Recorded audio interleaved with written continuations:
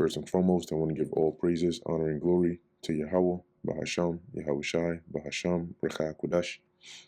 Double honors to the elders and the apostles of Great Millstone, and peace and blessings to the elect. And today we're going to go into the book of Ecclesiasticus, or the book of Sirach, the 8th chapter. So this is Sirach 8 and 1. It says here, strive not with a mighty man, lest thou fall into his hands. Be not at variance with a rich man, lest he overweigh thee. For gold hath destroyed many, and perverted the heart of kings. Right. So basically, the advice here is, don't try to go against somebody that is mightier than you, because it's not going to end well for you. Right. They have the advantage of you. So use wisdom. Verse 2. I'm going to read this in the GNTD. It says, do not quarrel with someone rich. He may bribe people to turn against you. Gold has destroyed many people and corrupted kings. Okay, so be mindful of that. Strive not with a man that is full of tongue, right? That is one that basically, speaks a lot, and also can be very insulting, okay? Because what's going to happen is you're going to heap, okay, as it says, heap not wood upon his fire, because you're going to get him started, so to speak. Okay, in fact, somebody that doesn't even speak much, if you get into an argument or back and forth with them, a debate with them, they speak a lot. Somebody that doesn't even speak much. How much more for one that is full of tongue, meaning that they talk a lot. Okay, so you're going to heap wood upon his fire. Basically, you're going to keep him going. And I think in the 20th chapter, it talks about that, right? Nobody likes somebody that talks a lot. Verse 4, jest not with a rude man. When you jest, it's like almost like disrespectful joking with a rude man, lest thy ancestors be disgraced, being that he would, insult, all right, your ancestors, and you basically speak reproachfully against them. Verse 5, reproach not a man that turneth from sin, but remember that we are all worthy of punishment, right? So somebody that the scriptures tell you that, right? When somebody, turns from their wicked way, you're to basically forget about that old past that they had. And here the advice is, remember that we are all worthy of punishment. So meanwhile, while you're reproaching somebody, even though they've left off those wicked ways, the Lord might be looking at you and saying, oh, really? Then maybe I should recount the wicked things you've done. It's not like you're perfect. Dishonor not a man in his old age, for even some of us wax old, right? So just because somebody's old, don't dishonor them or or disrespect them, because eventually you're going to be old one day, all right? And the Lord might have that happen to you. Rejoice not over thy greatest enemy being dead, but remember that we die all, right? So you're also a mortal person just like them, so don't. And this is, like cautionary advice, right? Being mindful in how to carry yourself, because you never know when your time might be up too, right? But in the overall scheme of things, you best believe we're gonna rejoice when Esau is taken down, right? But anyway, verse 8, it says, despise not the discourse of the wise, but acquaint thyself with their proverbs, right? Get familiar, get acquainted, involved with their proverbs, which are their wise sayings. For of them thou shalt learn instruction, right? You can learn a lot from like we read, for example, even in this book, right? Sirach or Ecclesiastes, Proverbs, Psalms, all these books in the scriptures, which are instructions, right? And some of them are proverbs, but you learn a lot from them, right? And how to serve great men with ease. It says here, miss not the discourse of the elders, because basically what it is that you gain knowledgeable experience, right? Experience that's not gained through actual experience, but knowledge that's not gained through actual experience, but through the experience of others, and you can use that to your advantage.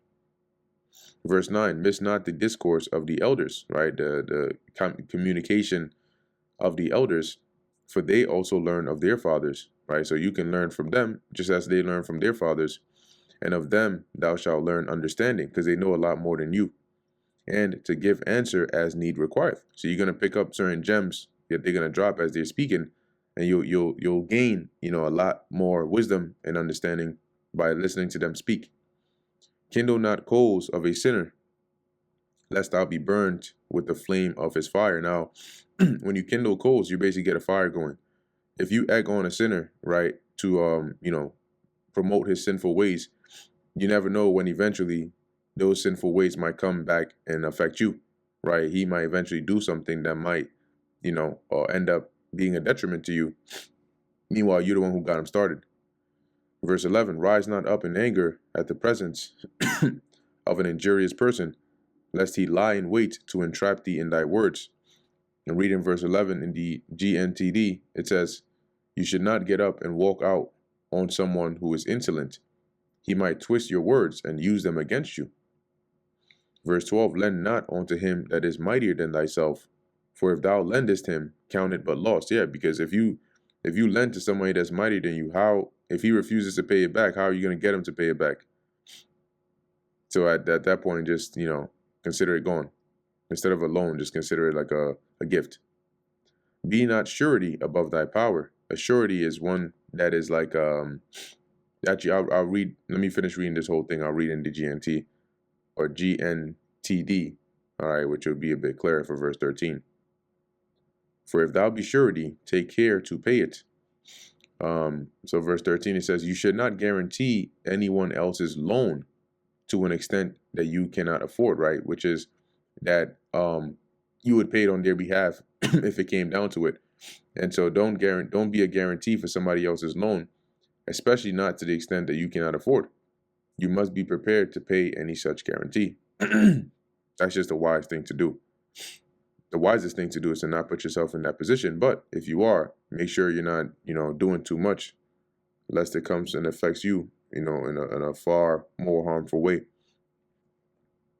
Okay. Verse 14, go not to law with a judge. don't go to law is like going to trial, right? Where your opponent is a judge. For they will judge for him according to his honor, right? Knowing his position that he has, they will judge in his favor. Okay, because of the role that he has. For them, it might be more beneficial for them. But that's an example of when it says up above, strive not with a mighty man, or be not at variance with a rich man, even though here his position is going to give him that edge over you. Verse 15, travel not by the way with a bold fellow, lest he become grievous unto thee, right? So one that is brazen, headstrong, because eventually if he becomes grievous unto you, it says, for he will do according to his own will. He doesn't have the thought of discretion, or using wisdom and being calm. His thought is, what, he the type to yell something crazy at a freaking cartel gang that's passing by. So it says he would do according to his will, and thou shalt perish with him through his folly, because he's going to do something stupid and drag you into it with him. Verse 16, strive not with an angry man, and go not with him into a solitary place, for blood is as nothing in his sight. Yeah, this guy is dangerous, and he got no chill. Don't try to go back and forth with somebody like that, especially not in a place where it's just you and him. That's a solitary place. Because what's going to happen? If he he's the type of person that blood is as nothing in his sight, he can kill you easily. What do you think is going to happen, right? It says, and where there is no help, he will overthrow thee. So he's going to get the upper hand over you and, either injure you or kill you. Consult not with a fool, for he cannot keep counsel. Yeah, don't go and try to, seek counsel from a fool. One, he will not give you sound sound information. And two, whatever you discuss there, chances are it's not going to stay amongst you two either. Do no secret thing before a stranger, for thou knowest not what he will bring forth. Right. So, because you don't know who this person is, right? They're a stranger. You haven't proved them. So something that should be kept secret should not be done in their sight, because you don't know what they're going to do, whether they're going to, expose it, or you don't know.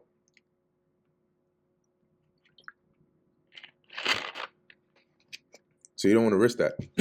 Verse 19, open not thine heart to every man. Right. So don't disclose your thoughts. Don't be,